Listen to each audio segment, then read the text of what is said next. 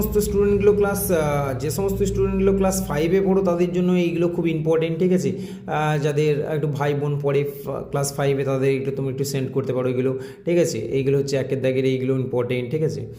দেখো, আচ্ছা, 2-এর দাগের এই যে মানের ঊর্ধ্বক্রমে থেকে আরম্ভ করে বৃহত্তম ক্ষুদ্রতম সংখ্যা বানাও, এই সংখ্যাগুলো দিয়ে লসাগু গসাগু নির্ণয়, মান নির্ণয়, দুটো সংখ্যার গসাগু এত, লসাগু এত, হ্যাঁ, একটি সংখ্যা এত হলে অপরটা কত, ঠিক আছে। এইটা তারপর থেকে সর্বাধিক কতজনের মধ্যে 22টি লিচু 66টি গোটা কালো জাম ভাগ করতে পারবে, 3টি ঘন্টা এত এত এত বাজে, এটা ঠিক আছে।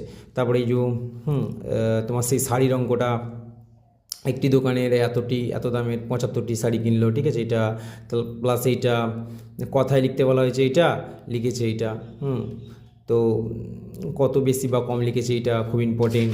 প্লাস এইদিকে তোমার দেবব্রতবাবু, রে বাবারে, দেবব্রতবাবুটা মনে হয় ইম্পর্টেন্ট বেশি, হ্যাঁ আমার মনে হয়।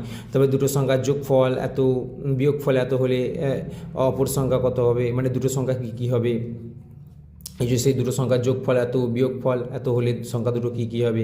প্লাস এই যে বাবা ও ছেলের বর্তমান বয়সের সমষ্টিটা, প্লাস তার নিচে একটা দেখবে অঙ্ক আছে শুভ্রা ও শুভ্রার মায়ের বয়সের সমষ্টির অঙ্কটা, এগুলো ইম্পর্টেন্ট, ঠিক আছে।